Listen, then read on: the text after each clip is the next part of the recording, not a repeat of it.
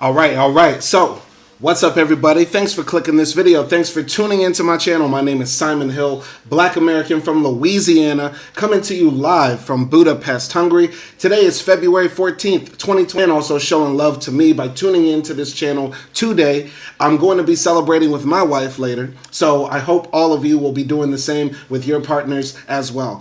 But right now, we're going to show love to one of our ancestors, to one of our heroes. It's 11 a.m. where I'm at right now, and we are continuing our 18th book in our Book to React series. This is episode 11 of Revolutionary Suicide, the autobiography of Huey P. Newton, the founder of the Black Panther Party. We will be reading chapter 27 today because that is the final chapter in part 5 of this book. In our previous live stream, we read all of chapter 26, where Huey talked about his trial in depth and how he was found guilty of manslaughter but not first-degree murder. And he believes that, the all-white jury wanted to convict him of murder of the police officer. But there was a black man on the jury who believed in Huey's innocence but had to reach a compromise in a room full of white racists in Northern California. So they agreed on the term, or they agreed on the conviction of manslaughter. So they said that Huey killed the police officer, but only after the police officer had shot him while he was on his knees. So we will be reading chapter 27, titled The Penal Colony. It's about 30 pages or so. And in this chapter, Huey P. is talking about his time going to prison. So I will be reading all the comments. I will be reading all the comments from everybody who tunes into the live stream, whether it be on the vertical one or the horizontal one. Come and show love. Say what you have to say about Huey P. Newton or anything else, and I'll try to get to it. Without further ado, let's get into it. Chapter 27 of Revolutionary Suicide by Huey P. Newton. In my case, I worked hard from sunup until sundown, trying to make a living for my family, and it ended up to mean death for me. You take big people as the president governors judge their children will never have to suffer. The penitentiary all over the United States are full of people who was Poe, tried to work and have something, couldn't. Does that made them steal and rob? They were looking for money, they were. While they are in prison for life, that's what happens to the poor people. This is from the dying statement of Odell Waller, a laborer written before his execution in Virginia in 1940. So basically, this poor black man, I assume, is saying, listen, the penitentiary system, the criminal justice system in America basically raises up poor people to then be executed by the state. We're going to continue here, chapter 27, The Penal Colony. Huey P. Newton says, after my conviction and sentencing, I was sent once more to the Alameda County Jail until a hearing could be held to decide my fate. I would either be released on bail pending an appeal to the higher courts or sent away to serve the 2 to 15-year sentence. The hearing was held early in October and bail was denied. Immediately after, I was ordered into the custody of the California Correctional Authority for confinement. At this point, I became aware of a curious power I held over the prison authorities. They were worried about the role I might play as a political prisoner, and orders had come down for special treatment. Shout out to Andre Beja. All right. Shout out to Andre Beja up in the chat. He likes the suit. It's to celebrate Valentine's Day. So give flowers to your mama, to your girlfriend, to your wife, to your boyfriend, to your husband, whoever you are. Continuing here. So Huey P. Newton says in Revolutionary Suicide. By the way, shout out to Henry the Thomas Collector. Shout out to Henry the Thomas Collector up in the live stream chat as well. Huey P. Newton says in Revolutionary Suicide, after a hearing, a prisoner is usually taken back to his cell, where he changes from civilian clothes to prison dress before a bus trip to the prison of his confinement. But when my bail hearing ended, I was hustled to the elevator in my civilian clothes and then downstairs to a car waiting in the basement. It was as if they had known all along that my bail request would be denied. In the basement, I found all my property from the cell packed and ready to go. Then handcuffs went on, and a chain around my waist attached to the shackles around my ankles, and I was considered secure enough to make the trip. The sheriff's car, escorted by 6 others, sped through a tunnel to the exit. Only then did a deputy turn back toward me, speaking through the grill to say where we were going. Vacaville Medical Facility, a detention center where prisoners spend 60 to 90 days being tested, classified, and assigned to various penitentiaries. The ride took about 45 minutes, and when we got to Vacaville, officials were waiting for us outside the building. The whole place was surrounded by guards holding shotguns. At Vacaville, I went through a ritual familiar to every inmate, the skin search. From that time forward, through my years in jail, I was never allowed to go from one building to another without this demeaning exercise. I took off all my clothes. Then they looked into my ears and nose, rubbed their hands through my hair, made me cough to prove there was nothing in my mouth. Then I spread the cheeks of my buttocks while they searched my anus. After that, I was fingerprinted, given prison clothes, and assigned a number that I was to keep for the duration of my time in the penitentiary system. Giving a prisoner a number is another way of undermining his identity. One more step in the dehumanization process. Of course, it has historical roots. The SS assigned numbers to prisoners in Nazi concentration camps during World War II. So that's interesting. Huey is making the assertion here that the American prison system gave numbers to prisoners from the Nazis. They got this idea from the Nazis. I don't know if that's true. Somebody verify that. Look that up in the chat and see if prior to World War II were American prisoners given numbers. Continuing. All my civilian clothes, except socks and underwear, were sent home to my family. Socks and underwear are habitually thrown away in prisons. I was curious about this and asked them why, particularly since my shorts were new and had been worn only once. I pointed out to them that they were in better shape than the rest of my clothing. No one knew why. It was simply the rule, the tradition, that a prisoner could send all clothing home except socks and underwear. We just follow the rules. I did not mind their throwing the shorts away, but I did resent not being given an explanation. This is a small point, but it demonstrates the mentality that exists on every level of prison administration. The administrators and guards who run prisons are like George Orwell's brutes in 1984, who are chosen as policemen on the basis of ignorance, physical strength, and their predisposition to follow orders without question, however stupid or brutal. Next, I was assigned to an isolation cell, but before the lockup, I went to see the warden. This is another special privilege. I always have a chat with the warden right away. He lectured me against any attempt to organize. If that happened, he said, I would be placed in an isolation cell.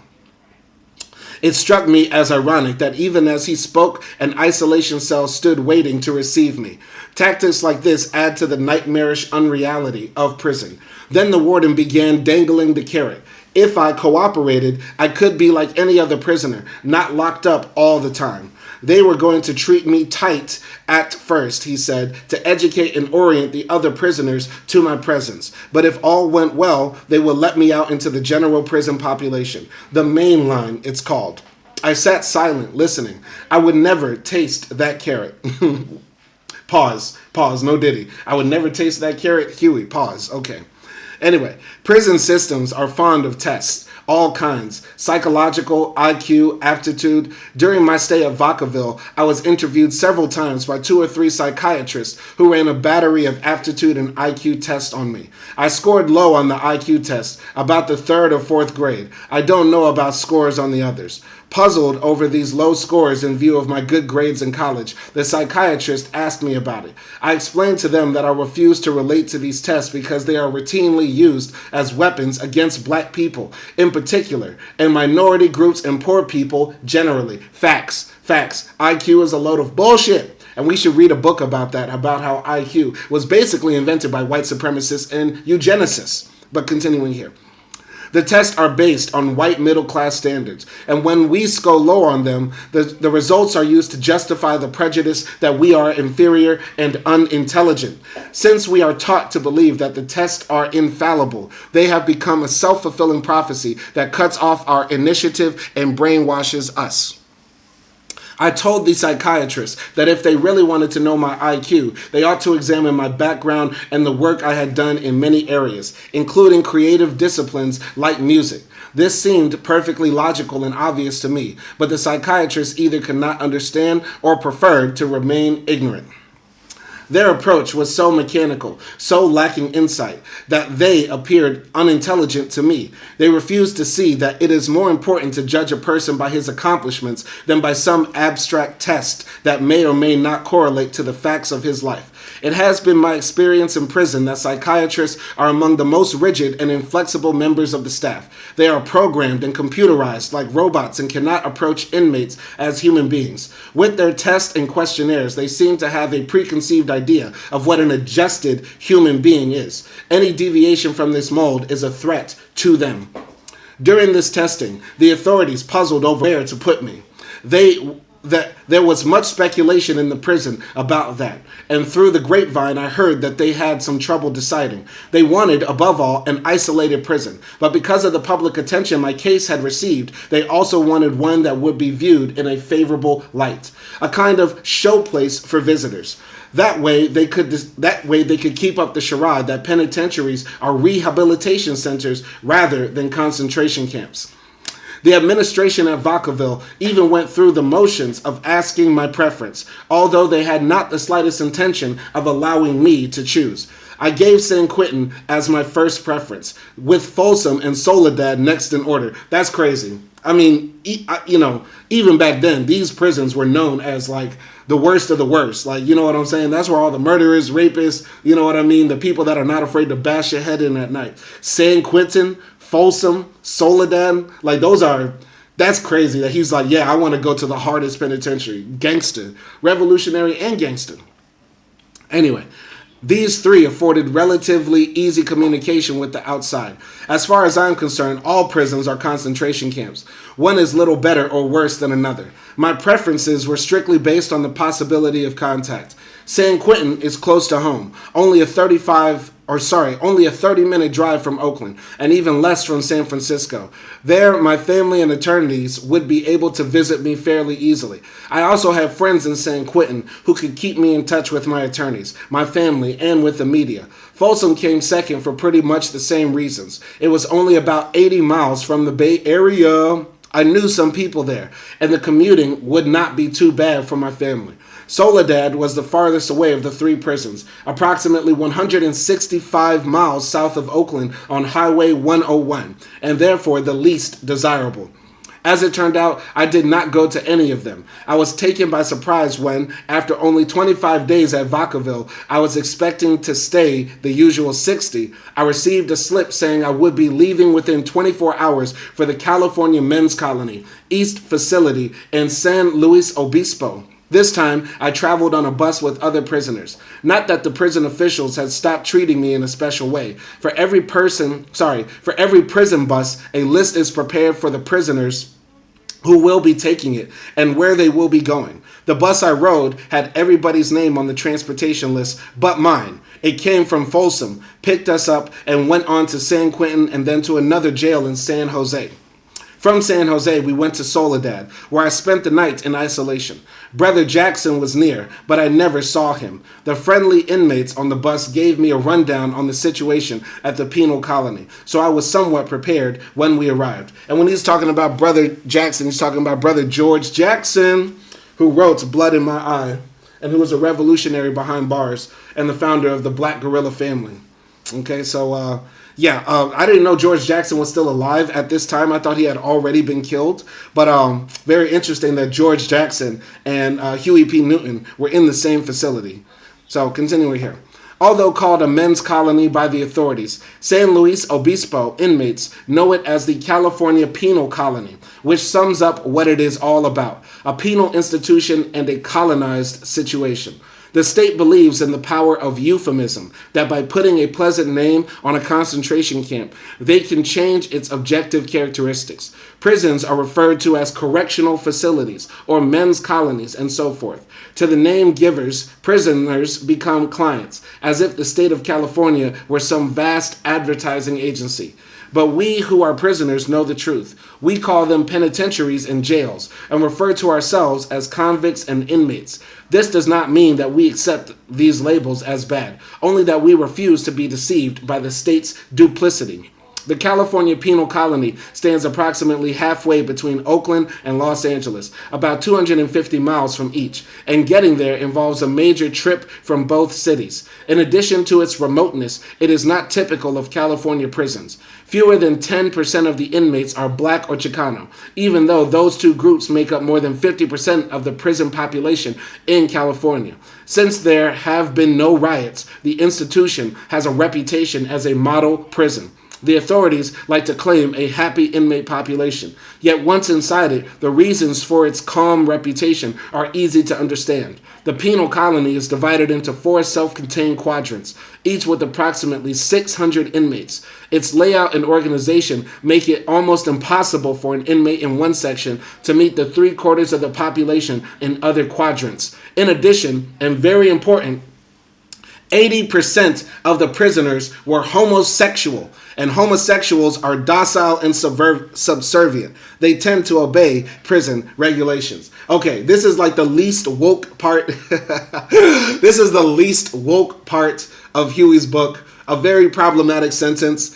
I maybe get where he's coming from. Maybe Huey is going to make the argument, I didn't read ahead. Maybe Huey's going to make the argument that gay prisoners are more likely to be subservient and docile, as he says, because they're primarily thinking about their safety. You know, homosexuals are some of the most targeted people behind enemy lines. And when I say behind enemy lines, I'm talking about in the prison system, in jails, right? So, yeah, maybe he means that they're looking for protection from the people in charge. That's what he might mean. But it's also a possibility that Huey P. Newton, in his, boomer mind, because he is a boomer, he is literally a boomer, he's saying like, gay people are just, weak, effeminate, and less likely to buck authority. Which is crazy because earlier in the text, Huey P. Newton was talking about how much he loved James Baldwin and read James Baldwin. But then again, I'm not sure if James Baldwin homosexuality was widely known at that time. I don't know. Anyway, I'm going to continue here. So, I did not know one person at the penal colony when I arrived. Eventually, I met other prisoners and tried to reach them, but I found it hard to politicize men who lived largely for the next sexual encounter. To them, sex was all. Okay, Huey is wild. Huey is wild. He's basically saying like, I went to the prison that they're going to send me to for this crime I didn't commit. Most of the prisoners here are gay. And while I'm trying to be radical with them and tell them, we got to organize, we got to fight the man, we got to strategize and get militant, they say, yeah, Huey, but when you going to give up that pussy? Okay, Huey, I don't know if that's exactly true.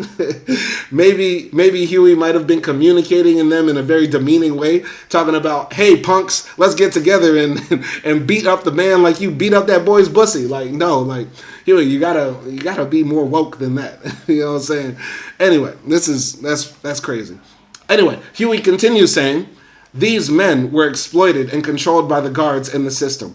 Their sexuality was perverted into a pseudo-sexuality that was used to control and undermine their normal yearnings for dignity and freedom. The system was the pusher in this case, and the prisoners were forced to become addicted to sex. Okay. Love and vulnerability and tenderness were distorted into functions of power, competition, and control.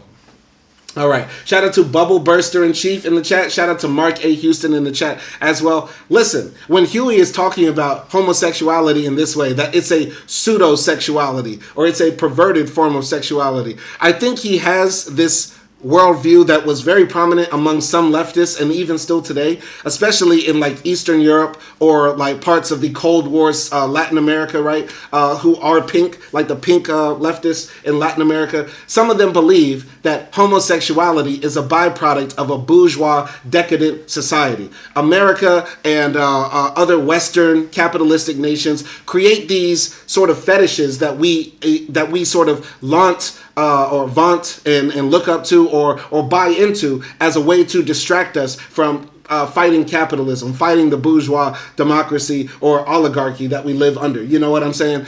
I feel like that's where Huey is coming from. He looks at homosexuality as a perverted byproduct of the system that distorts all sorts of human relations, where You're alienated even from the opposite sex, so now you're attracted to the same sex. It's like how some leftists argue that homosexuality is unnatural and therefore should be illegal in a communist state or a socialist state that's trying to build communism, right?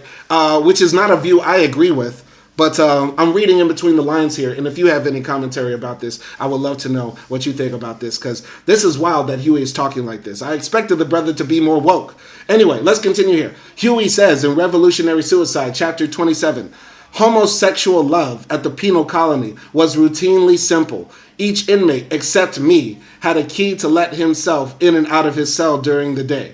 A date would be made at mealtime or in the shower, and a point man stationed outside in the hall to warn of approaching guards. This last step was unnecessary. The guards were content to look the other way as long as things stayed cool. Only political action brought quick, repressive steps. That would simply threaten to put the political offender on a bus and send him away from his lover. These threats always worked. As a matter of fact, many guards were themselves homosexuals. Often, as I showered, a guard would stand in the doorway, talking, looking at my face, but at my penis. The guard was looking at Huey in the shower and staring at his penis and say, "Hey, Newton, how you doing there, Newton? Want to have some fun, Newton?" I laughed at them. That's crazy. Nah, I'm not laughing, bro. We got to throw hands. We got to throw hands, bro. Yeah, I tell the police to suck my dick, but not like this. All police can suck my dick, but not literally. I'm sorry. The reign of homosexual life. Okay, Huey, we get it. There's a lot of gay folks in your prison, bro. Why is every paragraph the homosexuals? Relax.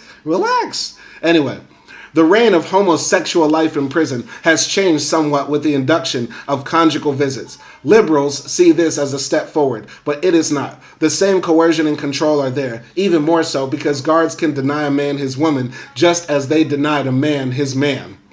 But the inmate cannot easily find another woman. This is prison, where every desire is used against you. I'm pretty sure there's a prisoner who wanted to go on a conjugal visit with his girlfriend or wife, but the prison guard was like, "You want to see your wife? How bad you want to see your wife? You want to suck my dick to see your wife?" And this nigga's like, "Damn, to get some pussy, I gotta suck a dick." I'm sorry that this is getting raunchy and nasty, but Huey is going off about gay folks, and he needs to chill.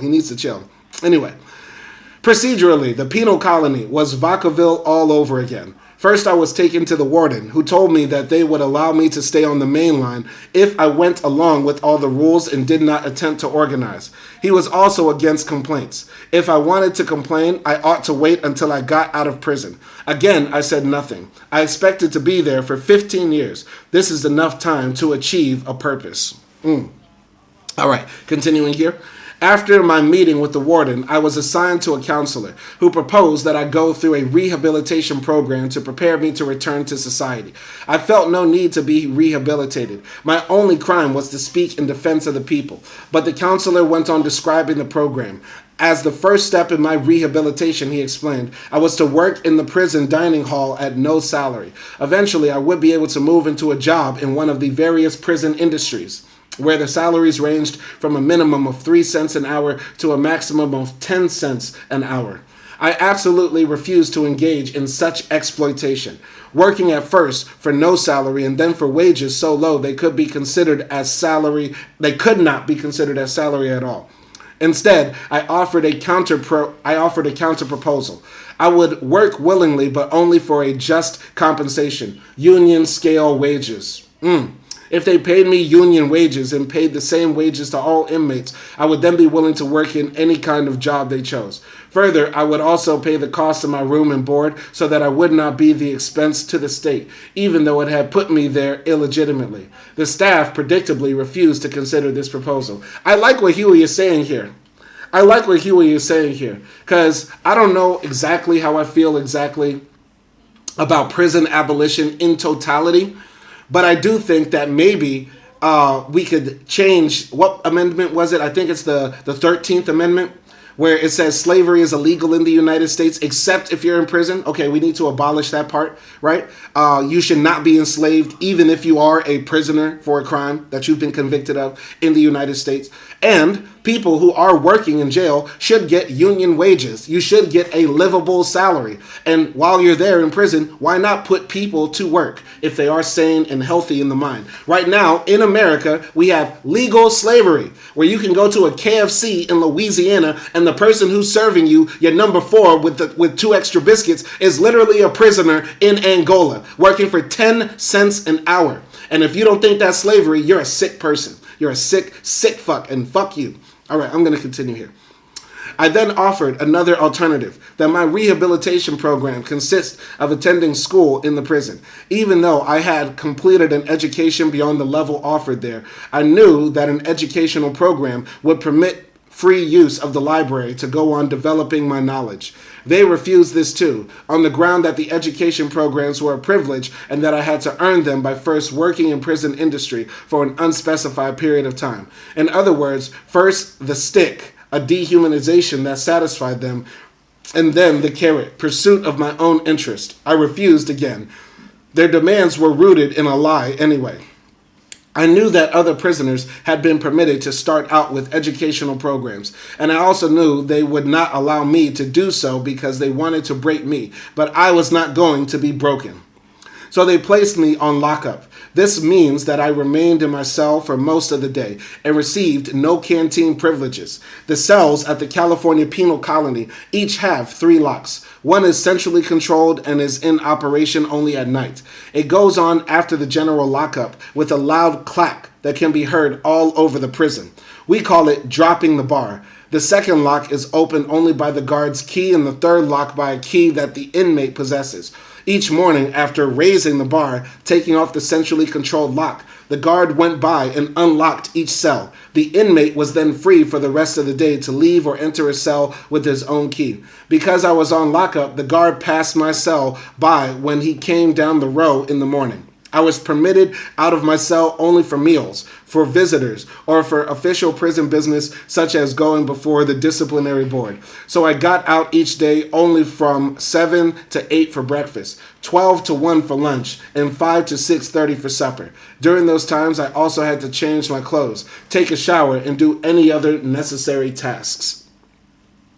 In lockup, one is denied all privileges. I can make no purchases from the canteen. No cigarettes, soap, deodorant, toothpaste, and mouthwash. I had only a state toothbrush and institutional tooth powder. Each week, I received 6 pieces of paper on which to write letters to any of the 10 people on my visiting list. Although I received the San Francisco Chronicle in the mail, always one day late, even this was refused from time to time. At first, I was permitted to have no other reading material or to do any other writing, but eventually my attorneys obtained a court order entitling me to a typewriter as well as books and writing material related to my case. I continued to exercise and practice control of my thoughts, which I had perfected by then. Keep your mind strong, keep the body strong. That's how you survive. That's how you survive behind enemy lines. Lockup was their way of punishing me for refusing to accept slavery, which is legal in the United States of America. Slavery is still legal in the United States of America.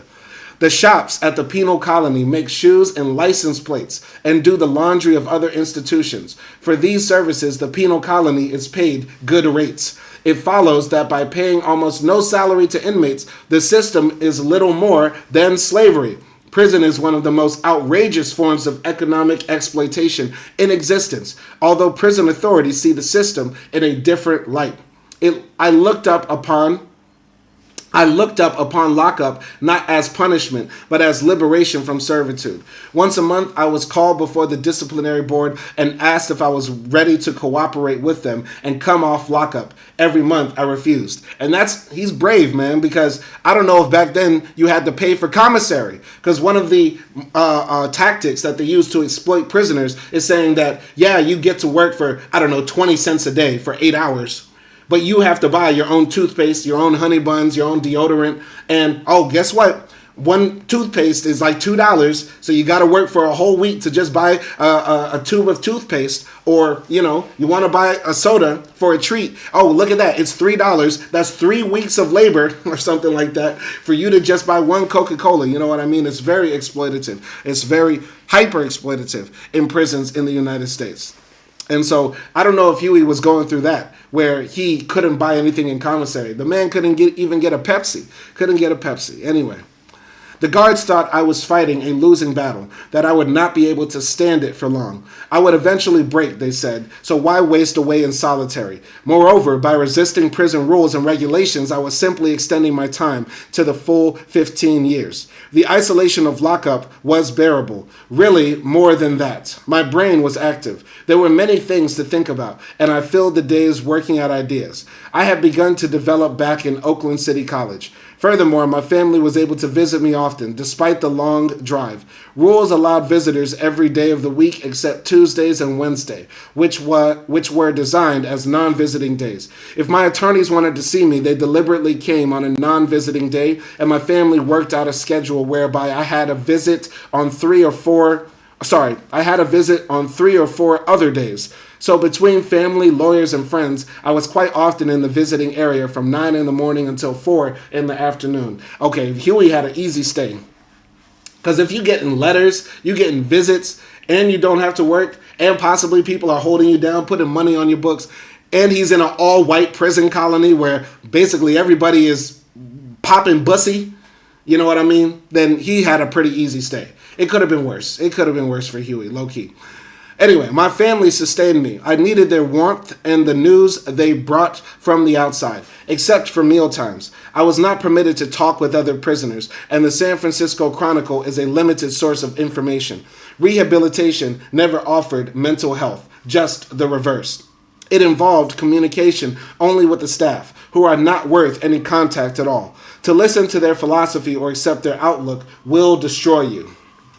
One piece of tragic news reached me in bits and pieces. Early in 1969, January, when I had been in prison for about 4 months, 2 worthy Los Angeles comrades, John Higgins and Alprentice Bunchy Carter, were assassinated on the UCLA campus by members of Ron Karenga's organization, US.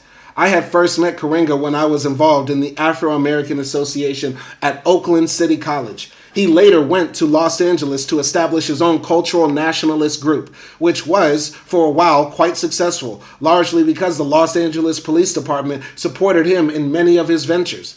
Mayor Yorty even used the group as a show of progressivism. US was in fact an agency to keep the black community under control. Courses in Swahili and a kind of cultist philosophy were offered. Advertised as a program to free blacks, Karenga's US, in fact, exploited them. I find a lot of parallels between Ron Karenga's US organization and the modern FBA, ADOS, movement, non-movement, whatever it is. Because essentially, it's cultural nationalists that is not bucking the system. The FBA ADOS movement has no critique of American hegemony, American imperialism, American demonism around the world, and ultramilitarism. And the same thing, US and its organization basically said, black folks need to learn Swahili, wear dashikis, and we'll be all right. We just need to have a culture around us, whether it be African or whether it be American nationalism. Cultural nationalism is not our way forward. We have to directly confront American imperialism and American hegemony. And also, there are some cultural things that we could change about us that might make us have an easier time in the belly of the beast in America. But that is second to confronting capitalism, confronting imperialism, confronting American hegemony around the world. So I'll just continue that. I'll just continue from here. So, the Black Panthers were a real threat to Karenga's game. Karenga was afraid of the party because we were not cultists, but grassroots organizers, and we had begun to attract people that we wanted in his organization. However, he had the support of Los Angeles' power structure, which he supported, even to the extent of all but endorsing Mayor Samuel Yorty over his black opponent, William Bradley, in the 1969 primary for mayor. Our serious problems with Karenga had begun in February 1968, while I was in the Alameda County Jail, awaiting trial, and the party was organizing rallies in Oakland and Los Angeles to raise funds for my legal defense. In an effort to unite with as many groups as possible and create a solid front, we had organized the Los Angeles rally through the Black Congress, a coalition of black groups in the area.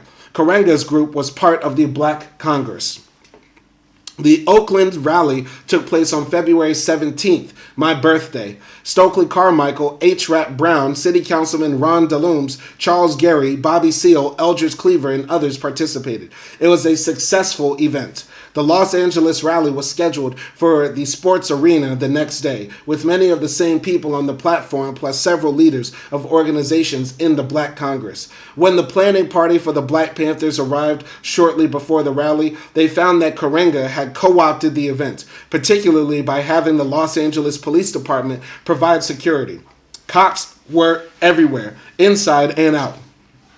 The Central Committee called Karenga immediately and told him that the Black Panthers were not coming into that auditorium unless the police left. A lot of black people had come down from the Bay Area, and if something went wrong and they found out why the Black Panthers refused to show up, Karenga would have lost even more of his credibility. So he persuaded the police to leave the building, and the rally came off successfully. We had agreed that a portion of the money contributed would go to members of the Black Congress to cover their expenses, and the rest to my defense fund. But when it was all over, despite several calls to Karenga to discuss the funds, the Black Panthers never got anything in Los Angeles for my defense. The reason people had come in the first place, and the Black Congress was jived too. Oh, he's saying that Ron Karenga ran off with the bag. They do this big rally to try to free Huey, and Ron Karenga ran off with the money. Damn. If that's what he's accusing him of, that's shady. That's hella shady. Anyway, less than a year later, Bunchy and John were killed at a meeting of the UCLA Black Students Union on the Los Angeles campus. The meeting was held to discuss the appointment of a director for the Black Studies program at UCLA. Karenga had been trying to run the whole show, and a number of Black Panthers, including Bunchy and John, who were in the program, went to the meeting to offer some opposition. A group of Karenga's followers were there. When the Black Panthers were having lunch in the student cafeteria, Karenga's men sneaked up on Bunchy and John and assassinated them. When news of this reached me in prison, I realized that all Black Panthers were marked men. The assassinations had started with the murder of little Bobby Hudson by the Oakland police. When the Chicago police killed Fred Hampton and Mark Clark, many people throughout the country began to suspect that there was a national police conspiracy to wipe us out, and each new attack on the brothers confirmed this suspicion. This homicidal campaign caused my spirits to sink. It is very difficult to take the loss of valuable comrades and personal friends, even though we recognize death as a price we have to pay in a revolutionary struggle. You never get used to it. Some of the comrades in the party sent messages asking me to let them go after Karenga, but I refused to do this. Open warfare between us would only harm the community, whose needs came before our desire for revenge. In time, I knew the community would deal with Karenga, and eventually it did. A community tribunal was held in Los Angeles, and it found him guilty of deceiving the people. He had to leave Los Angeles and move his operation to San Diego. Now his group has faded from the scene. 2 of his followers were sentenced to life imprisonment for the murder of Bunchy and John. I'd heard about Bunchy Carter before, but I didn't know he was murdered by, basically a rival black organization, which is very interesting because besides the police, the number one killers of Black Panthers were other rival black organizations. And ironically, a member of George Jackson's Black guerrilla family, many years after George Jackson's death, was the killer of Huey P. Newton. You know what I'm saying? They say the guy that murdered Huey P. Newton was a member of the Black guerrilla family, which is mostly a prison gang, shot him in order to go up in rank. And here we have Bunchy Carter and somebody else who were members of the Black Panther murdered by a cultural nationalist group called US. Very interesting. So anyway, I'm going to continue here in Huey P. Newton's Revolutionary Suicide, chapter 27. Soon after this, a man named Robert Hall came from Los Angeles to see me. I do not know how he got in. Only 10 people were permitted to visit me, and Hall was not on my list. Neither was he one of my attorneys. Furthermore, he came on a non-visiting day. After the guard came to my cell and told me I had a visitor, I tried to figure out all the way to the visiting room he would be coming to see on a day when visitors were not allowed. I was not expecting any of my lawyers. When I got there, I was surprised to see a complete stranger. He told me he had come to see if there was anything he could do to end the friction between Karenga and the Black Panthers. He wanted to bring about a truce, he said. I did not trust him. He must have had official approval to be there. And I told him that if Karenga wanted a truce, all he had to do was stop killing Black Panthers. We had never attacked any of his men. It was a short visit because I had nothing more to say, and I have never seen Hall again. After I had been on lockup for 6 months, the guards began to look for cracks, signs of submission. Bets were made about when it would happen. I ignored the probing, which puzzled them even more. A guard approached me one day and said, "Most guys go nuts after a few weeks in solitary, and you've already gone 6 months. What is it? Don't you feel any sort of tension?" Others began to show concern for my mental and physical health. When this started, I knew I had mastered them the way I had mastered the soul breaker. Interesting. To express my contempt for their system, I wrote an article called "Prison, Where is Thy Victory?", smuggled it out with visitors, and had it printed in the Black Panther newspaper. At the time, I still was not permitted writing material. This was before the court order, but I managed to write the essay and see that it reached the party. In the article, I taunted the guards for thinking that because a man's body is in prison, they have won a victory over the ideas that inspired his actions. My purpose was to show contempt for my captors and also to encourage the courageous comrades who were continuing the struggle. I was very pleased when the article was published and the guards got the message. Locked my body, can't lock my mind. Now, the prison administration changed tactics, convinced at last that I would not bow to them. They began to tell other prisoners that the only reason for my perseverance was a mistaken belief that my conviction would be reversed by a higher court. In other words, they said only hope sustained me, and without this hope to cling on, I would collapse. But I had no more faith in the higher courts than I had in the lower courts, and I was prepared to stay in prison for the entire 15 years. This was something they consistently failed to understand. All right. Time is the Crime says, pretty cool to publish an article from prison. Shout out to Time is the Crime. Absolutely. Everything Huey P did was cool, except bash on gay people. That was not cool. Bashing on gay people, Huey was not cool. But generally, everything he did was cool. This is one of my role models, man. Huey is one of my role models, as he should be for all of us, no matter our race, whether we're white, black, Asian, whatever, right? Huey P. Newton should be a role model for people to stand up against oppression, to fight back against evil, to be brave in the face of near certain death. You know what I'm saying? Huey P. Newton is a hero to us all. Continuing. Very few people in America have any deep perception of conditions and treatment in prisons for an obvious reason. The authorities, who have total control of the situation, see to it that the public is not told the truth. Prisoners cannot communicate freely and privately with the outside. Therefore, what most people know about prisons is what the authorities want them to hear.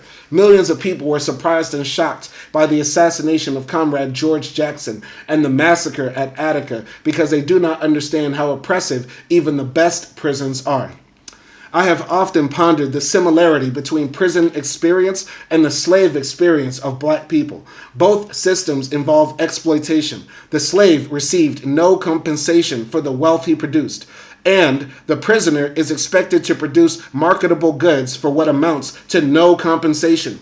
Slavery and prison life share a complete lack of freedom of movement.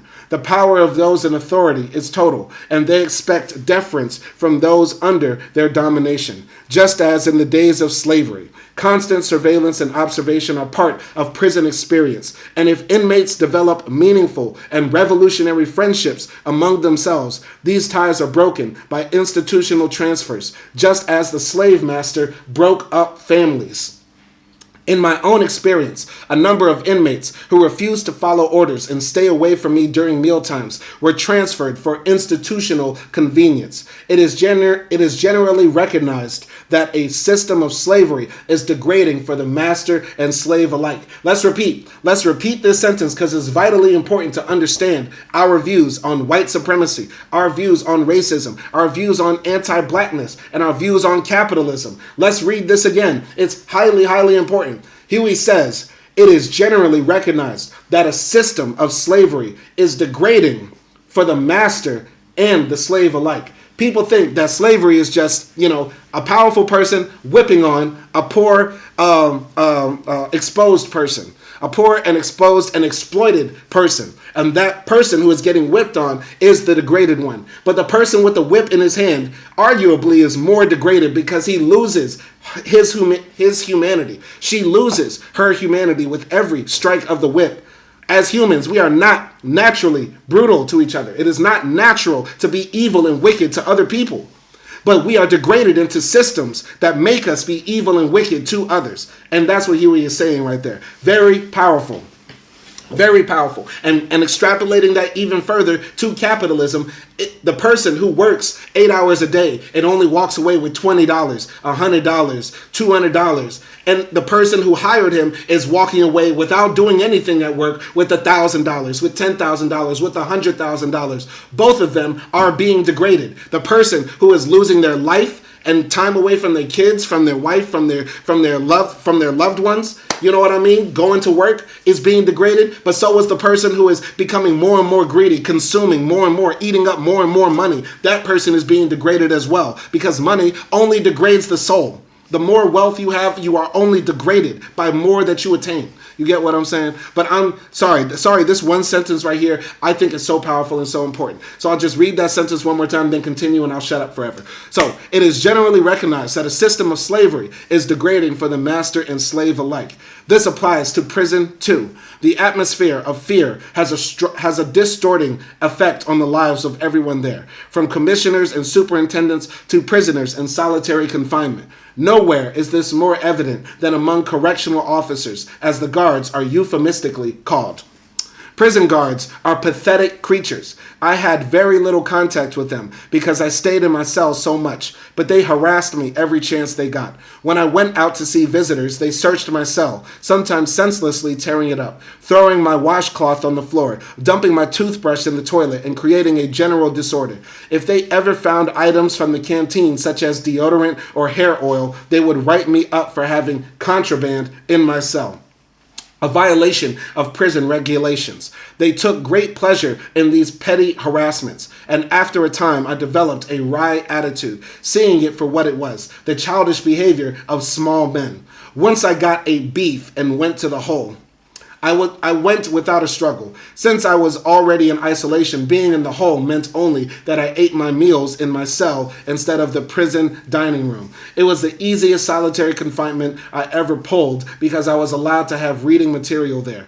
Most of the books were old and juvenile, Rin Tin Tin, Hopalong Cassidy, and the like. But I also got a hold of the Bible, which I love, and which I read through again for the third time. Unlike the Soul Breaker, my cell contained a bunk, toilet, wash bin, wash basin, chair, and tin desk. One more thing. Huey P. Newton was an atheist. He said he did not believe in God. He went through many paragraphs of saying how he did not believe in God, but he still loved the Bible. He loved reading the Bible. And this is me going off on a mini tangent right here. Why don't we consider basically any civilization or culture where the Bible is prevalent to be Western civilization, or people who derive the most from traditional Western literary canon like the Bible as included in Western civilization or as members of that. You get what I'm saying? So when we talk about Western civilization, we bring up, Isaac Newton, but why not Huey P. Newton? We bring up John Locke, but why don't we bring up Malcolm X? Martin Luther King. Why aren't these people considered a part of Western civilization? Because much of what they drew from is the basic building blocks of what we define as Western civilization, whether that be the Bible, whether that be Newton's Principia, Mathematica, etc., etc. People build on what came before. And so, in my argument, I would say everybody in Latin America is a part of Western civilization because they draw upon much of what the West has produced intellectually.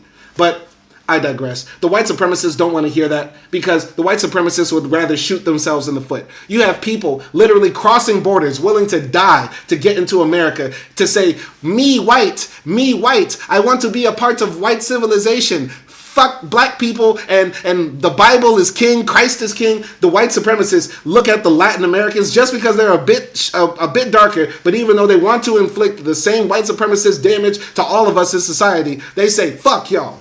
And so I don't want to give any game away. I don't want to give any game away to the whites who love to watch my channel on repeat. I'm sorry for ranting right here, but yeah, Western civilization, in my final argument, is broader than just basically the old dead white guys that we constantly talk about. Huey P. Newton is a part of Western civilization. Continuing here.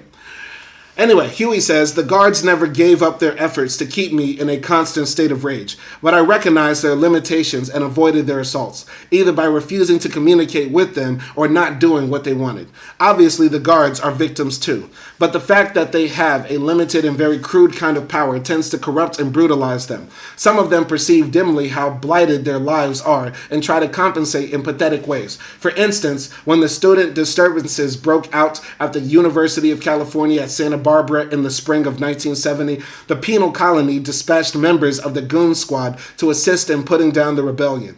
When the guards returned, they were full of tales about how they had jailed professors and smart rich kids. This made them feel important, bigger than real life. And when they were not talking about revolutionaries as if they were dogs, they boasted about the fine motels they had stayed in while beating up members of the university community and the opulent meals they had eaten in Sambo's restaurant. In lives so empty and bereft of meaning, events like this were highlights.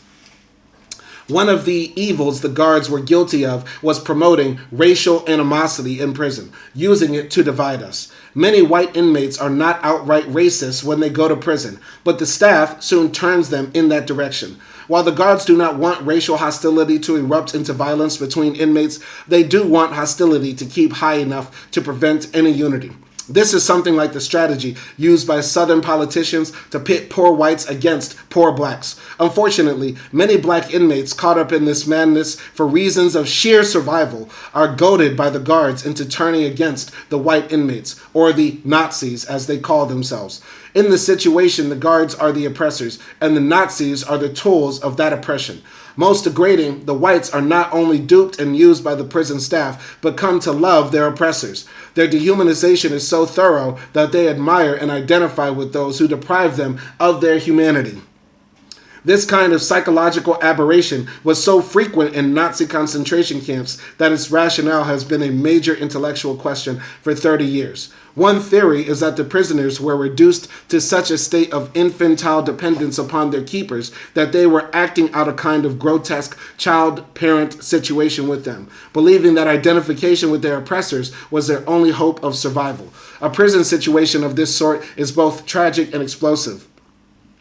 I think at this point in time, the term Stockholm Syndrome had not even been developed, because Stockholm Syndrome refers to a group of bank robbers in Stockholm, Sweden, who took people captive for a long-ass time. And then the people who were held captive by those prisoners started to love their captors, right? And I believe that happened in the late 60s or early 70s. So when Huey is describing this, he's describing Stockholm Syndrome, but he literally doesn't have the words, I think. Which is interesting to think about. When you're reading this book, it's like a time capsule in history, when so many of the phrases that we've come to use so often weren't even invented, like Stockholm Syndrome. Huey is saying, people in the concentration camps in Nazi Germany started to identify with their oppressor and love their oppressor. That's Stockholm Syndrome. You know what I mean? But I digress. I'm going to continue here. So, racial hostility, however, is only one reason for inmate resentment and rebellion. Most blacks are now more aware of the political than the criminal nature of their incarceration. They have learned to see themselves as political prisoners in the classic colonial sense. They were not tried before juries of their peers or a cross-section of the community, but but by juries wholly unfamiliar with any aspect of their lives. Many activities defined by the ruling class as criminal are the acts of poor and exploited people, desperate people who have no access to the channels of opportunity. And the juries deciding their fate are made up of privileged middle and upper class citizens who are threatened by the fact that a man who is shut out of the privileged structure can create his own opportunities. The jury is incompetent to judge the accused. It does not understand the circumstances that brought on his actions. Jurors in America are not peers. They are a part of the system of oppression. As a result, the poor end up in penitentiaries as political prisoners. They have every reason to feel bitter, especially when it is plain to see how leniently these juries handle accused persons of their own class, if indeed they are ever brought to trial. There is a process of self-enlightenment that operates among inmates, a process that moves far beyond the level desired by the authorities. A rehabilitated prisoner may see the incorrect nature of his past actions. He may even see that the assault or robbery or whatever was a mistake, but he comes to see that mistake in a particular light. Many prisoners reach this point and fly past it to a deeper and broader assessment.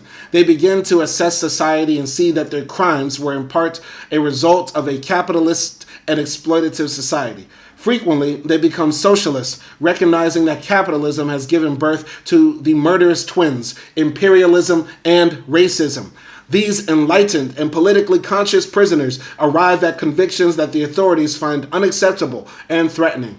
Even though inmates at this point may have no intention of ever committing crimes again, they are held in prison for a longer time because of their new opinions rather than because of their prior activities. When they appear before parole boards, they are questioned not about the past, but about their views of contemporary social issues. If they are honest and tell the truth, they are denied parole. They were sent to prison for what they did, but they are kept in prison for what they believe. These are political prisoners. George Jackson and Booker T. Lewis are two well-known examples, among thousands less visible. Yeah, basically everybody who's black behind bars in America is a political prisoner because being black is a political category. Continuing here. Another type of political prisoner is the one who has committed no crime at all, but who holds political attitudes and beliefs that threaten the privileged status of the ruling circle in the United States. Among them are many gallant warriors of the Black Panther Party who want justice for all men and an end to the oppression of the lumpen proletariat. They are given long sentences on flimsy charges. Such injustices are clearly deliberate attempts to strangle the freedom struggles of peace-loving people. I was such a political prisoner, but this did not discourage me during my 22 months in the Penal Colony. I knew that a political consciousness was growing among people, both in and out of prison. I could see it when I talked with other inmates at mealtimes. We got into heavy raps about the situation in this country.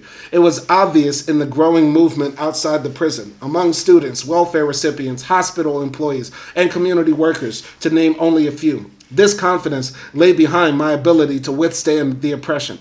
They could lock up my body, but not my spirit. That was with the people. The spirit of revolution will continue to grow within the prisons. I look forward to the time when all inmates will offer greater resistance by refusing to work as I did. Such a simple move would bring the machinery of the penal system to a halt.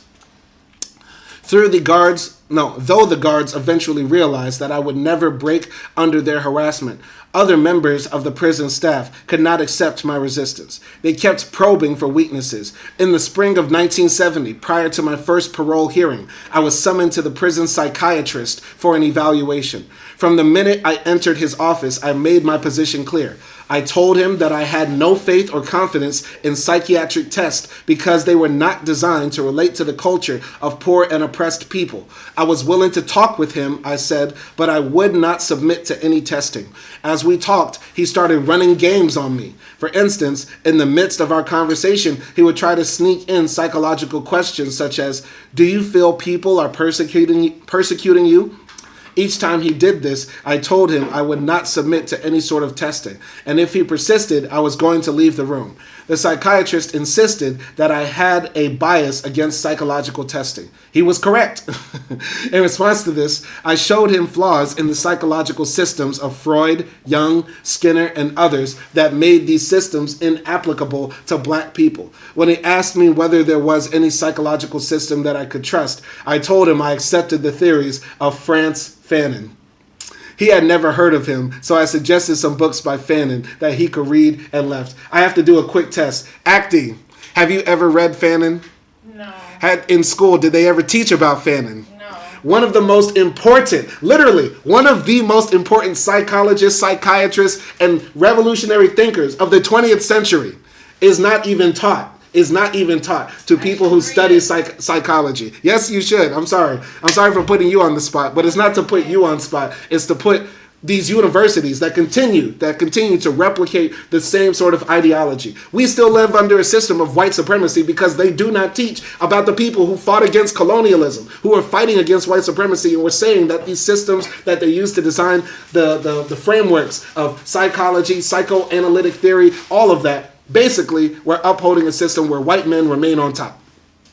It's crazy. In 2025, a recent graduate from a highly esteemed psychology program in Europe has never heard of Frantz Fanon or read Fanon.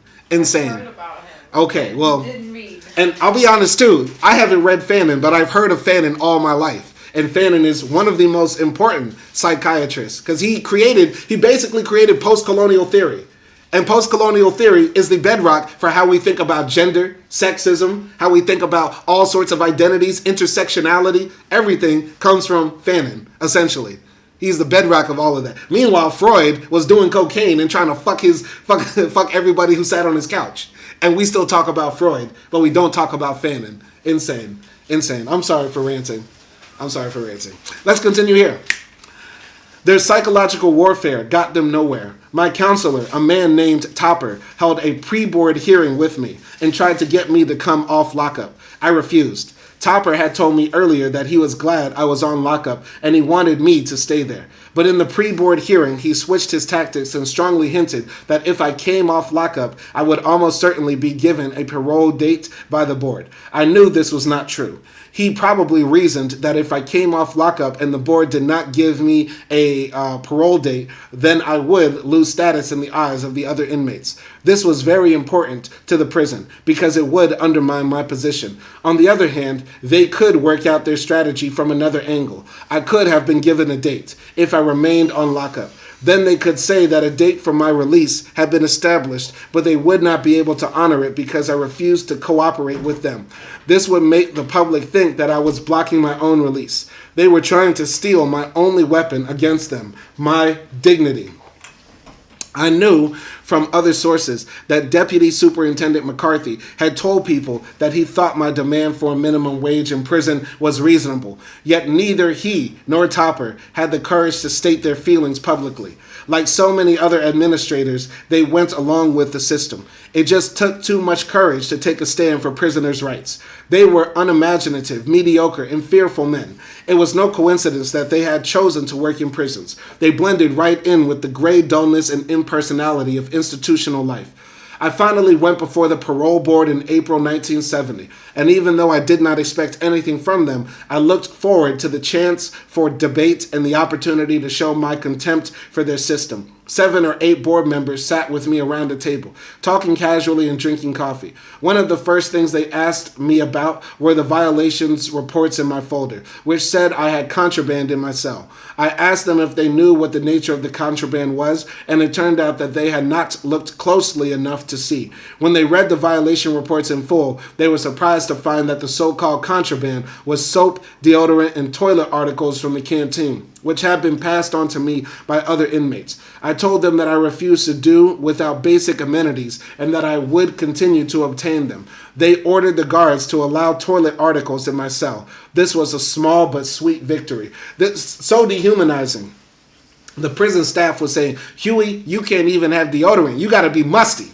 Musty Newton had to stay in the cell. Okay. Then we got into the heavy things, the reason for my refusal to work, etc.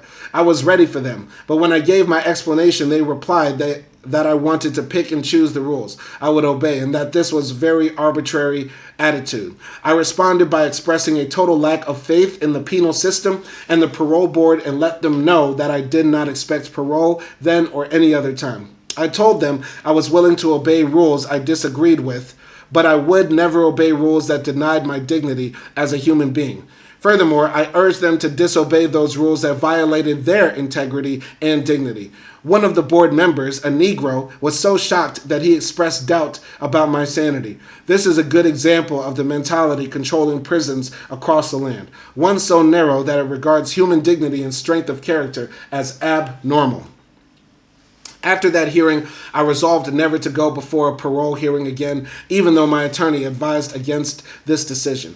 The prisons definitely need to be transformed, but this cannot be accomplished in a vacuum or by random incidents. Prisons are an integral part of a complex whole that can be defined as the American institutional superstructure of the world. I say the world because the United States is an empire, not a nation, and the way prisoners and minorities are treated here has a definite relation to the way the American power structure treats people around the world. The world must become a place in which poor and oppressed people can live in peace and with dignity. He wrote this in 1970-something, and in 2025, we're going through the same thing. So relevant and still so real. I'm sorry. So the world must become a place in which poor and oppressed people can live in peace and with dignity. If we still need prisons after that transformation, they must be true rehabilitation centers rather than concentration camps. In the new society, the centers would not be called prisons or penal institutions, and they would not be ancient rock fortresses in inaccessible areas. They would be an important part of the community in which people who are not well or who are unhappy would still be made to feel they are part of humanity. Most of the men in prison have been made to feel superfluous from birth. James Baldwin has pointed out that the United States does not know what to do with its black population now that they are no longer a source of wealth, are no longer to be bought and sold and bred like cattle. This country especially does not know what to do with its young black men. It is not at all accidental, he says, that the jails and the army and the needle claim so many. Powerful. Powerful indeed. Very powerful indeed. Taking a quick water break right here.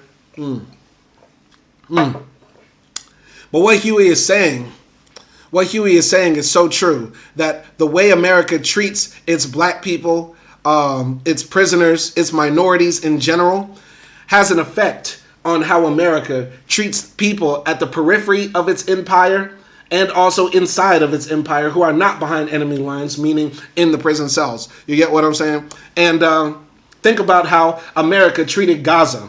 America allowed Gaza for 3 years to be bombarded, starved, slaughtered. People were incinerated. We found out this week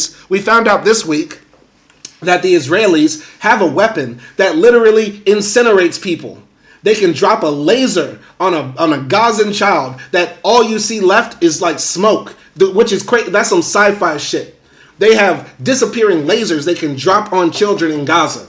You get what I'm saying? You don't think that weapon is going to come back and be used in the United States? And also think about America allowed the blockade, the embargo, the starvation of Gaza to continue for 3 years. And now we're going to bring that to Cuba. Right now, the people in Cuba are starving. They've been starving because they've had the longest and largest trade embargo in human history on that country. For, since my father was a 4-year-old, the embargo on Cuba has been going on. And now they're cutting off fuel to this island. Now the Cuban people are putting up solar panels and they're doing whatever they can to try to maintain power on the island. But you still need petrol. You still need natural gas. You still need fuel to run a modern country. Or else people will starve and die. Medicine depends on it.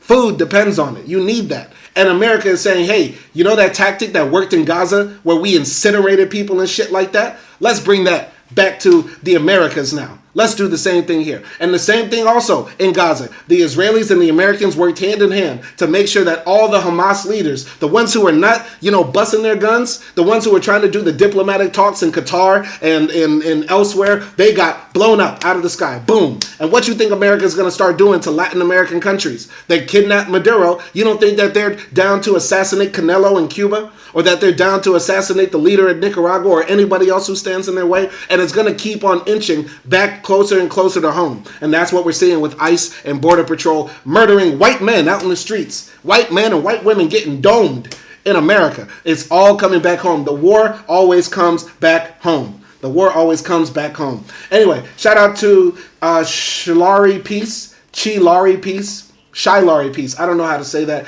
They say love the jacket. Shout out to Charlie Peace up in the chat. And continuing here. I'm going to continue here as we're reading Huey P. Newton's words. You know what I mean? So, continuing. So, many now recognize that most of the people in prisons do not belong there. When they can be motivated to believe that they have something to offer society, something desperately needed, which only they can contribute, then there will be no need for prisons. But each man must first be convinced of his own value and uniqueness, and that this uniqueness is his, and his only, to give to others. That is what true rehabilitation means.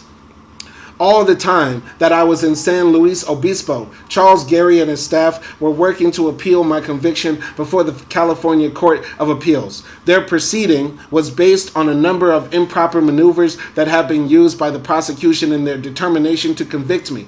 Among them were the grand jury, as well as the trial jury, was illegally tainted with racism. My previous conviction of felony should have been struck. The evidence for a first-degree murder conviction was not sufficient. The prosecution suppressed material evidence, and the trial judge failed to reopen the trial when it was discovered. The trial judge contributed to the highly charged atmosphere and made many prejudicial rulings. The judge had failed to give the jury an important instruction. My attorneys followed the appeal process closely and kept me advised of every step, but I took little notice, having no faith in the court system. They had kept me in jail without bail for almost a year while awaiting trial. Then, after the conviction, they denied me bail pending an appeal. Even when we appealed the decision denying bail,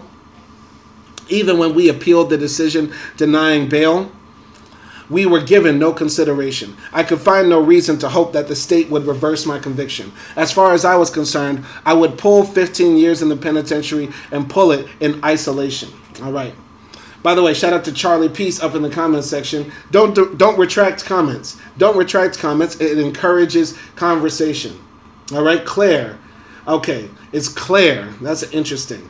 Claire with an H in it. Interesting. That's a very unique name. Claire with an H in it. Claire Peace. Claire Peace. Anyway. So, Faye Stender, who had worked with Charles Gary on my defense, sent word in May of 1970 that a decision would be issued shortly. She did not know what it would be, of course, but apparently the court had written a very long opinion. Usually in the case of a public figure, a long opinion means a denial because the court wants to show the public that they have given careful consideration to every point of view. So Faye sent word to expect a denial. Another attorney, Alex Hoffman, held the opposite view. He argued with Faye that a long opinion could mean a reversal. The court might want to show very carefully that the reversal was based on legal technicalities rather than upon the weight of public opinion, which in my case was felt by the courts and the correctional system. I sided with Faye and gave the appeal no more attention. I had other things to concentrate on. And so when the reversal of my conviction by the California Appellate Court was announced on Friday, May 29th, it came as a complete surprise. I had spent the day in the visiting room, hearing nothing, and about 4:30 I was on my way back to my cell when a prisoner stopped me and said that he had heard on his radio that my conviction had been reversed. I did not believe him, and he could scarcely believe it himself, so I asked him to recheck. When I got back to the squad, the guard in charge of my tier got red-faced when he saw me. He said nothing, just turned the color of fresh cooked lobster and fumbled with his key while locking me in my cell. Only then did I begin to suspect that something good had happened. Okay, Claire is saying her name is Irish. Okay, well, Claire, if you're Irish, you should know that the Irish have a very revolutionary history of fighting against the English because they were oppressed for many years by the English and are still somewhat oppressed because Northern Ireland is under occupation. Northern Ireland is under occupation by the tyrannical British who raped and pillaged your people for centuries. And yet, here you are with reactionary politics. Claire, you should be ashamed of yourself. You are a dirty, dirty girl. You are a bad girl, Claire. You are a bad girl, Claire. And if you come back and say Claire is a unisex name, boy, you a bitch. Boy, you are a bitch. I'm going to continue here. So, outside in the yard beneath my window, says Huey P. Newton in Revolutionary Suicide, chapter 27. I heard a great commotion. A group of prisoners were gathered there, throwing up rocks and clapping hands. They were so happy and excited that I began to feel optimistic too. Prisoners are not allowed to congregate in groups of more than 2 in the prison yard, but these men were defying the rule. When the guards approached them, the inmates took their identification cards and threw them on the ground in violation of a regulation that requires inmates to surrender their identification cards to guards on demand. After they had thrown them in the dirt, they stood their ground without moving. The guards kept at a distance and did not advance. The prison officials were upset by the reversal and angry at the inmates for demonstrating in my support. They tried everything they could think of to dampen the enthusiasm that spread through the jail, but their efforts were unsuccessful. The only mention of my reversal ever made to me by prison officials was the question of how I could possibly be released before the new trial, since bail was rumored to be set at $200,000. The reversal by the appellate court was based on Judge Friedman's incomplete instructions to the jury. He told the jury that I could be found guilty of murder in the first degree, murder in the second degree, manslaughter, or I could be found not guilty. But he neglected to tell the jury that there were 2 possibilities within the manslaughter category, voluntary or involuntary. Voluntary would mean that the jury felt I had acted in the heat of passion and after severe provocation, but that I had killed the policeman. This was the verdict that the jury did return. There was also a possibility of involuntary manslaughter, which would mean I had been unconscious at the time as the result of shock and loss of blood, but that I acted without being aware of what I was doing. The judge did not give this instruction to the jury, even though we had introduced expert testimony showing that the wound I received and the subsequent loss of blood verified by hospital records was consistent with the possibility of neurogenic shock. Therefore, the appellate court ruled that since the jury had not been given all the possibilities for reaching a verdict, my conviction was to be reversed, and I would have to stand trial once more. But I could not be tried for murder again. Only manslaughter. If the jury had found me guilty of involuntary manslaughter, the court could not have imposed a jail sentence on me. All right. So, Claire is saying in the comments she's not a bad girl. She's a Christian. Okay, a Christian would not say that they want ICE in their country. A Christian would not say that the foreigner, that the stranger is not welcome. Jesus Christ literally said, your Lord and Savior, your prophet, your Son of God, literally said, treat the stranger with all love and dignity and respect. And whoever treats the stranger well has treated me, Jesus Christ, well. But literally you're saying that your country needs a group of masked men running around murdering people who are either defending the stranger or are strangers themselves. You are not a Christian, Claire. You are an evil person. You are literally satanic. And anybody who thinks like you is satanic, Claire. You are not a good person. You are not a good Christian. Because a good Christian wouldn't be saying we need ICE. We need immigration, customs, and murderous enforcement of immigration laws. Because the state, the country, the nation, this human creation is more powerful or more important to protect than the words of our literal God, Jesus Christ. The words of our literal God, Jesus Christ, mean nothing in defense of protecting the state. Fuck Jesus. What we need to protect is the Queen and England. Fuck you. Fuck out of here.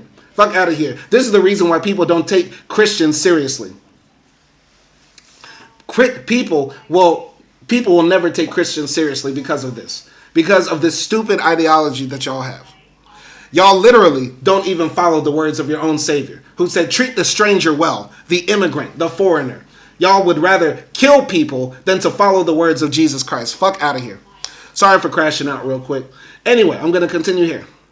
Oops. I knocked over my microphone. Y'all got me so hot. Sorry. I'm just trying to get everything set back up. Okay, all right, continuing here.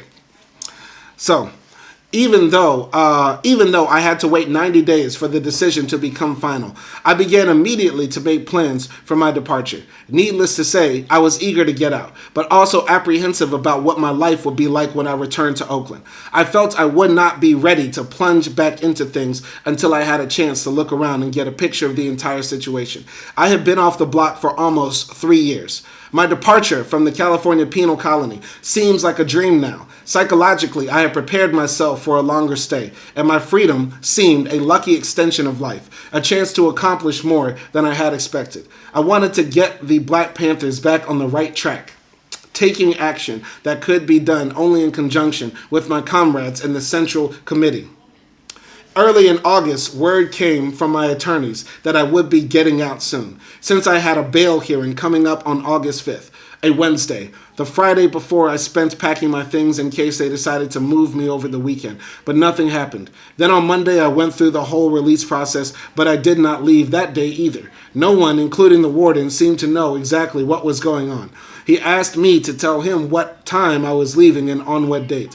I guess he thought I had some special word from my attorney, because according to him, the Alameda County Sheriff's Department would not tell him how I was going to be transported or when. There was some legal entanglement, even though my conviction had been reversed. The California Appellate Court had given the State Attorney General a 30-day extension to appeal their decision. So technically my fate was still in the California Appellate Court's hands, and I could not be removed until those 30 days were up. However, Charles Gary worked out an arrangement with the Attorney General to get me released. The Attorney General did not want too much of a fight because public opinion was in my favor, and people would want to know why I had to sit there for another 30 days after all their legal maneuvers had been exhausted.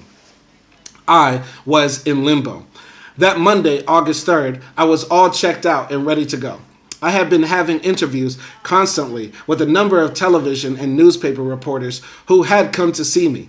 All day long, I walked around the joint, going from the yard up to the visiting room for interviews and then back to my cell. A rumor circulated that I was supposed to leave at 12 noon. The inmates were very excited. Every time I went for an interview, they would say, "Well, he's gone. I saw him get into a car." Then I would show up again in the yard, and they would let me down. They would let me down because I was spoiling the rumors. Then they would ask me again, "When are you leaving? Why do you keep starting to leave?" Finally, just to stop the questions, I told them I was not leaving until the end of the week. Privately, I was pretty sure that the Alameda County Sheriff's Department would want me to leave in secret, and therefore would probably come to get me very late at night. That was why they had not given the warden any definite time. They did not want to wade through the 30 or 40 reporters standing outside the gate. I told only a few friends that I might leave late that night. I was particularly close with one inmate at San Luis Obispo. He was happy that I was getting out, but he was also depressed because another friend had just left a few days before. Now I was leaving, and he would be pretty much alone. He had done a long time in prison and had no definite idea of when he was getting out. Most inmates who pull a long time become somewhat introverted and stay in their cells most of the time. Okay? So shout out to Claire Peace up in the chat as well, trying to argue that she is not a bad person, but Claire Peace is an evil person who wants people to be killed because they break immigration laws. Because being kind to foreigners and strangers is apparently not Christ-like. Being kind to foreigners and strangers is not what Jesus Christ said. No, Jesus Christ said, God protect the Queen, and all immigrants should die in the English Channel if they're crossing rubber dinghies. Yeah, okay. These are the modern Christians, everybody. These are the modern Christians. Continuing here. So, on that final day, I went back to the visiting room after dinner and was interviewed until about 9:30. Then I returned to the yard for the general lockup at 10 p.m. While I stood around While I stood outside talking to several inmates, a guard came out and saw me. He knew I was supposed to be back in my cell, but he just said, "Well, you don't have to lock up." I had never been given a break before, and I thought that was pretty strange. But since only about 30 minutes remained before general lockup, I decided that they were overlooking an infraction this once, and I went on talking with my friends. About 10 minutes later, 5 or 6 guards, the Red Squad, a roving group of guards assigned to watch subversives, appeared in the yard and came over to me saying, "You know we have to lock you up." It was an obvious setup. They were resentful because I was leaving and were looking for trouble at the last minute. My friends encouraged me to resist them by refusing to go to my cell, but I knew if I started a fight, they would be involved too. I did not mind a fight. I was leaving, but my friends had to stay. I did not want them to be subjected to further prison discipline, maybe a delay in their parole dates, or even a new beef against them. Besides, general lockup time was near, so we had little to gain from a fight. I went to my cell after saying a few more words to them.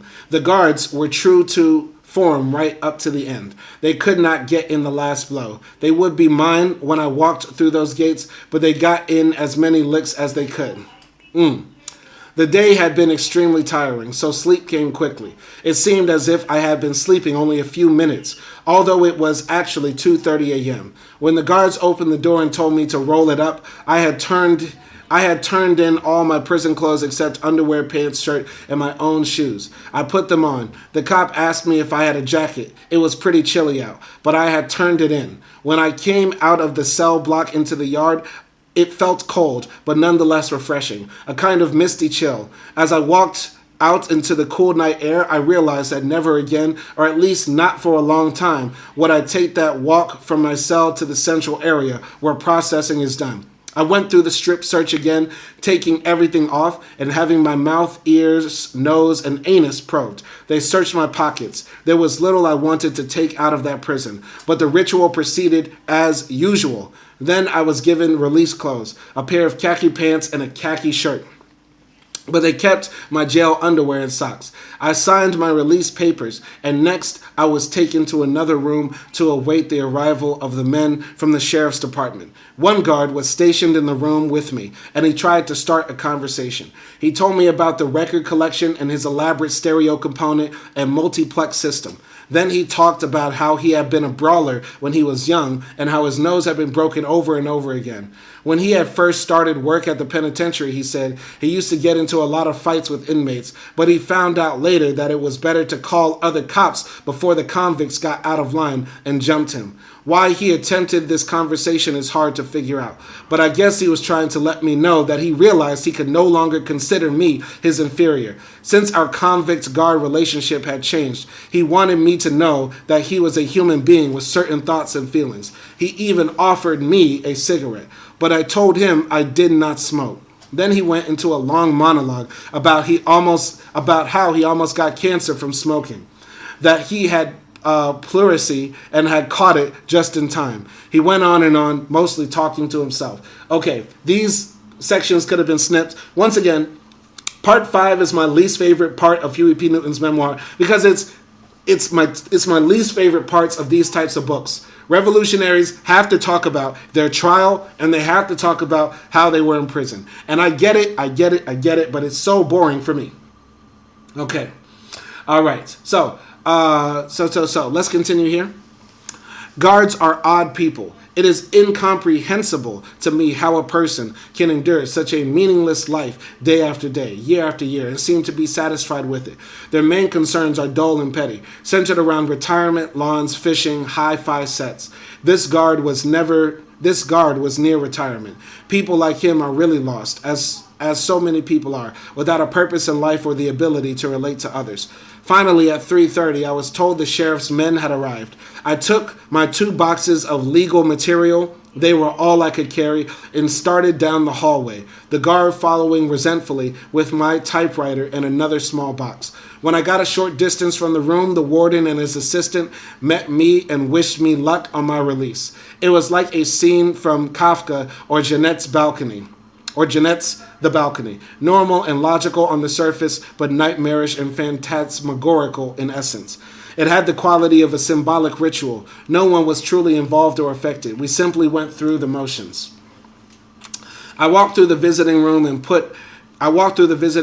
out the open gates the first time I had gone through them. I had arrived by bus the back way. Then we walked down the stairs and toward the main gates of the prison, the last barrier. As we approached, the electric gate buzzed and ground open. This made the whole scene even more unreal because no one could be seen opening the gates. They simply parted when we stepped toward them. 2 deputy sheriffs in plain clothes were waiting beside 2 uniformed guards from the Penal Colony. The cops greeted one another. They were old buddies. I signed some final papers confirming that I had all my property, and once more I was in the control of the Alameda County Sheriff's Department. And that's the end of part 5. That's the end of chapter 27 of Revolutionary Suicide by Huey P. Newton. We only have about, how many more chapters? We have 6 more chapters to go, and it's very short. So we only have part 6, and then that will be the end of this book. And we're probably going to wrap it up by Monday at the latest. Monday, we'll read, Sunday, tomorrow, we'll read 3 chapters of part 6. And then on Monday, we'll read 3 chapters of part 6. Then we only have the epilogue. I don't know if I'll do that in the episode where we conclude part 6 or if I'll do that in a separate episode. I have to see how long it is. But hopefully you enjoyed this live stream. Shout out to everybody who joined the live stream conversation. I'm glad to have so many people up in here. Once again, the live streams are getting better and bigger and badder too. So I'm happy to see that. I will catch y'all next time. And peace. Peace and all power to the people. Peace and all power to the people.